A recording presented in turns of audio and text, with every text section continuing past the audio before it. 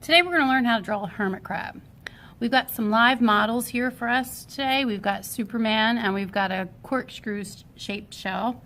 And we're going to begin by using an eraser and holding it in our hands as we're drawing. This way the eraser helps remind you to keep the pressure gentle when you sketch. So we've just lost our first model. I'm going to have to put him away so that he doesn't fall off the table. And we're going to use the corkscrew shell anyhow to get started. The first thing I'm going to do is draw an egg shape. And it's okay if it's thicker or thinner because shells come in so many different varieties that you don't have to worry about it being exactly as I do it on the screen. So we've got our egg shape like this. And then I'm going to make the opening of the egg for the shell inside another egg shape like that. So now we're going to make the stripes that you see that go down, which are really the spiral of the shell when we face it this way. So let me put that back in its spot. And I'm going to place a halfway line on the egg like this with a curved division. And then I'm going to start with another line that's going to go halfway, but it's going to bump here. So we're going to take that and it's going to bump into that one, and we'll just pretend it went all the way around like that. Next, we're going to come over here and we're going to split this line in half from this space to that way, halfway. And then we're going to make some smaller ones. So we'll split this line in half, and I could make another one here. I can even add a spot there if I feel like I want the shell to look like it gets thinner and smaller. Now I'm going to sketch a little extra bump over and extend out so it looks like this has got a texture that would have a bump every time it makes another stripe. And then my last one here, and then I can even bump this out too. Then it would disappear back there. I could do the same thing on this side. And then I just kind of curve behind that egg. Now when I'm doing some shadows today, I can shadow real gently on one side of this line. So you see how I'm coloring with the pencil?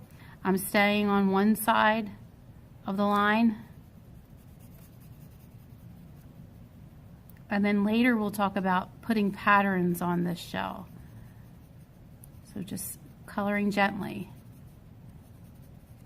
Then you can take your blender. I should probably do this one too. And if you don't have a blender, just get a paper towel and fold it and fold it and fold it till it makes a nice strong corner. The blenders are made of paper, but they pick up lead, and that's why they look like they have something in them. But it's just a rolled up piece of paper that smudges pencil around. One of the keys to smudging lines is that if you press very hard, the pencil sinks into the paper. But when you're gentle and you color, the pencil can get pushed around easily when you smudge.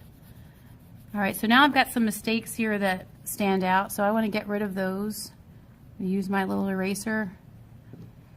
And I'm going to also shadow inside of here just a little bit, like halfway down. Later I'll be making the back of this darker when I put the crab in. So just give that some extra shadow. This is the opening. Now when you use your blender, you sometimes blend out lines that you would have liked to be very sharp. So I'm going to go back and sharpen up that edge so it really looks like you could go down inside. Now you can spend more time back here with your blender, but I don't want to waste time on camera doing all those details. So just smudge on there when you get a chance, but let's keep up and move on to the next step. So the next step is going to be to place the body on. So I like to use the eraser when I do this so that I know how big to make this shape. So I've got to fit 3 sections, and I want the third one to poke out a little bit. And this eraser is pretty good size for doing this. So if I'm going to fit 3, and this is going to be my last one there, I could start this one over here, and I'm just going to make a squarish shape disappear into the shell. So it's not a perfect square, but it definitely has a shape like a shell.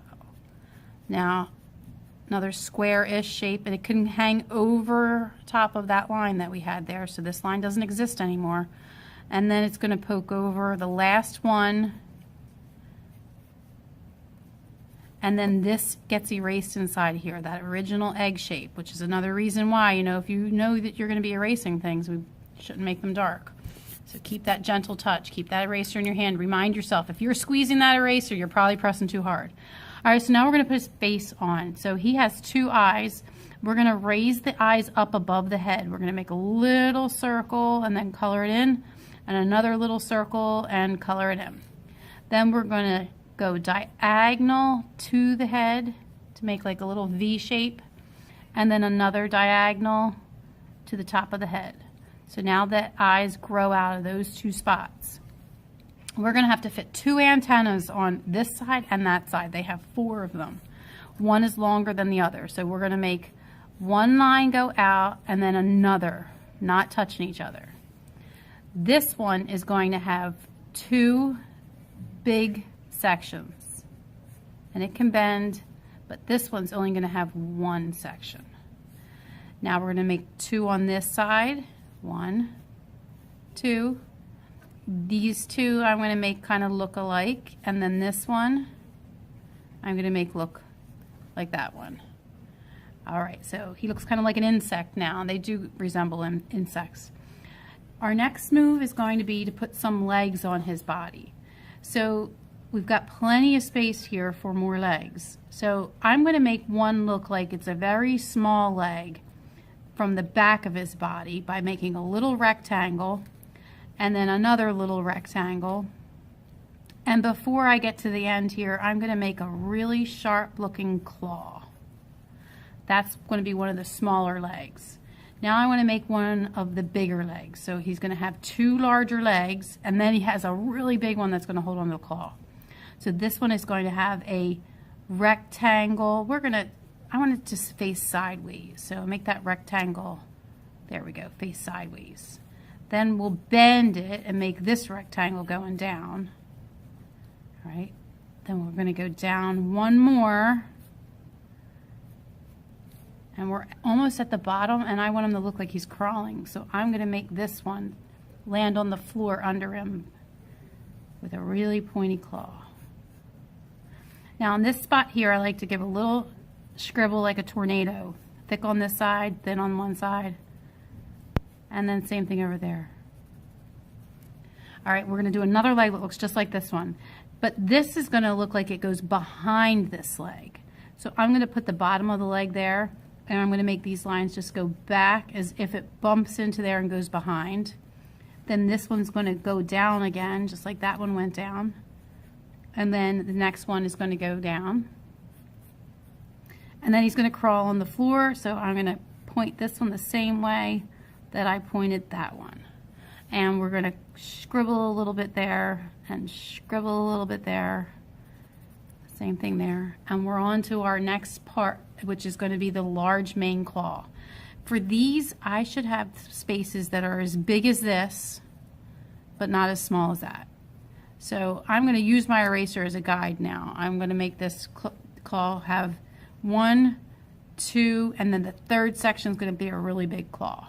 So I'm going to use that as my guide, and I'm going to make a rectangle-ish shape. You notice I said ish because they are rounder than a rectangle. And then my next one, rectangle-ish.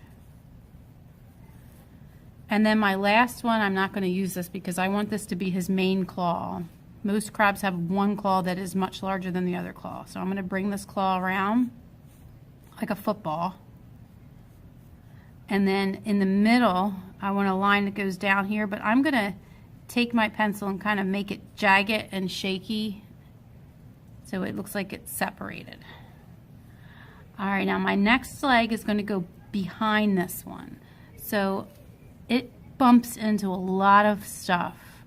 So it goes right behind that feeler, and then it's going to overlap here. And then this one's going to get thinner, so I want to start to change that from being as thick as this to getting thinner. And then it's going to have the small claw.